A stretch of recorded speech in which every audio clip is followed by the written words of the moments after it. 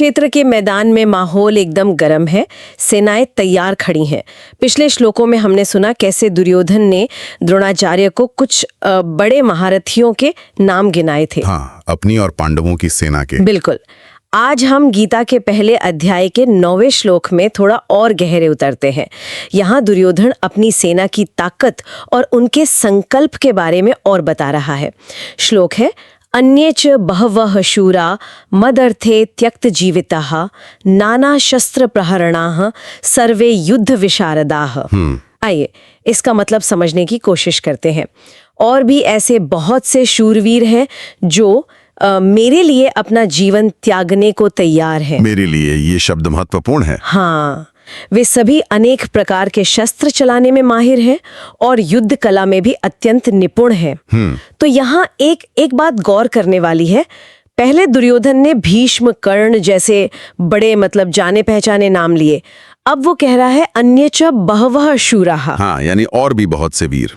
हाँ, तो ऐसा क्यों? क्या ये सिर्फ अपनी संख्या दिखाने के लिए है या इसके पीछे कुछ और है? ये बहुत अच्छा सवाल है। देखिए, सिर्फ बड़े नामों पर रुक जाना वो शायद पूरी तस्वीर ना दिखाता।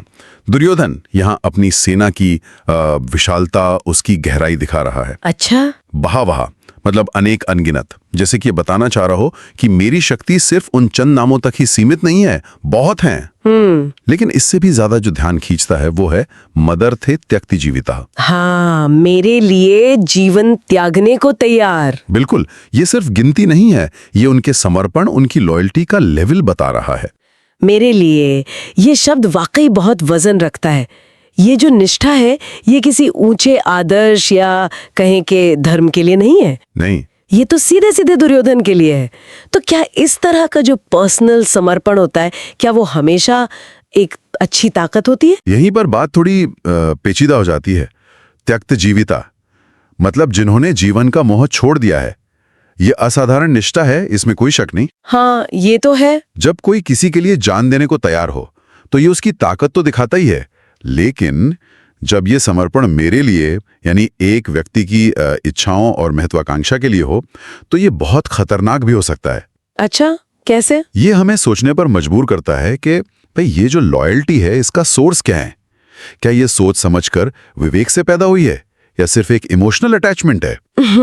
ये बात तो है। और दुर्योधन सिर्फ उनके समर्पण की बात नहीं कर रहा, वो उनकी काबिलियत पर भी जोर दे रहा है। हाँ, बिल्कुल। नाना शस्त्र प्रहरणाः सर्वे युद्ध विशारदाः। सही। यानी वो सिर्फ मरने को तैयार एक भीड़ नहीं है, वो तो हर तरह के हथियार चलाने में माहिर है और युद्ध कला में भी एकदम पारंगत। बिल्कुल सही कहा।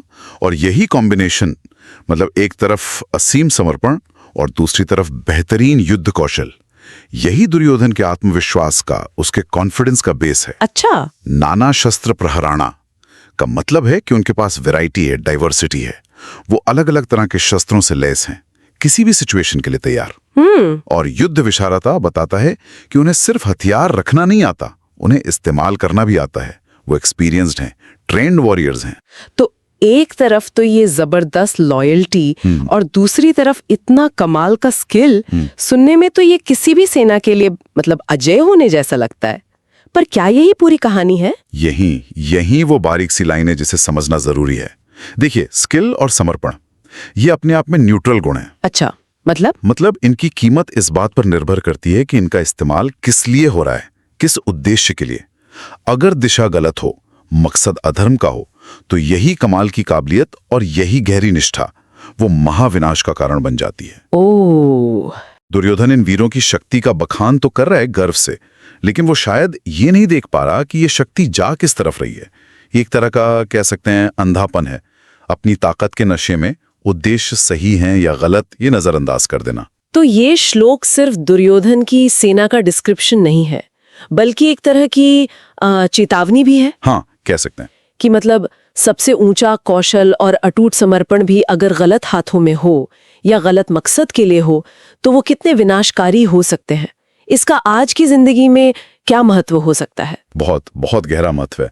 हम सभी देखिए किसी ना किसी चीज के प्रति समर्पित होते हैं, अपने काम के प्रति, अपने परिवार, अपने विचार, अपने लीडर्स। हाँ, होते हैं। और हम सब अपने अपने फील्ड में स्किल बढ़ाने की कोशिश करते हैं, महारत हासिल करने की, ये श्लोक हमें एक पल रुककर सोचने को कहता है क्या सोचने को? पे भाई हमारा ये जो समर्पण है, हमारी ये जो काबिलियत है, ये किस दिशा में लग रही है। क्या हमारा मदर थे, मतलब मेरे लिए या मेरे स्वार्थ के लिए, किसी बड़े धर्मार्थ है यानी किसी सही उद्देश्य, किसी नेक मकसद का हिस्सा है, या कहीं हम भी अनजाने में अपनी पूरी एनर्जी, अपनी पूरी क्षमता किसी ऐसे लक्ष्य के पीछे तो नहीं लगा रहे जो आखिर में मतलब सार्थक ही ना हो। तो दुर्योधन के शब्दों में जहां हमें उसकी सेना की वो जबरदस्त ताकत दिखती है, वहीं एक छिपा हुआ संदेश भी है। क्या? कि शक्ति का मूल्यांकन सिर्फ उसकी मात्रा या उसकी क्वालिटी से नहीं होता, बल्कि उसकी दिशा और उसके उद्देश्य से होता है। एकदम सही, एकदम सही कहा। ये श्लोक हमें सेल्फ एनालिसिस, आत्मविश्लेषण के लिए प्रेरित करता है। ये पूछता है कि हम अपनी निष्ठा और अपनी क्षमताओं का इस्तेमाल सोच समझकर विवेक के साथ कर रहे हैं। हाँ। क्या हमें पता है कि हम किसके लिए या किस उद्देश्य के लिए अपना सब कुछ दांव पर लगाने को तैयार हैं? ये सवाल सिर्फ कुरुक्षेत्र के मैदान तक ही नहीं है, ये तो हमारे रोजमर्रा के जीवन के फैसलों और हमारी कमिटमेंट्स पे भी लागू होता है। इस एक श्लोक ने तो वाकई कई परतें खोल दी। संख्या बल, कौशल, समर्पण और सबसे जरूरी उस समर्पण की दिशा का सवाल। हाँ, थोड़ा रुक कर सोचते हुए, और शायद यही हमें सोचने के लिए एक बिंदु छोड़ जाता है।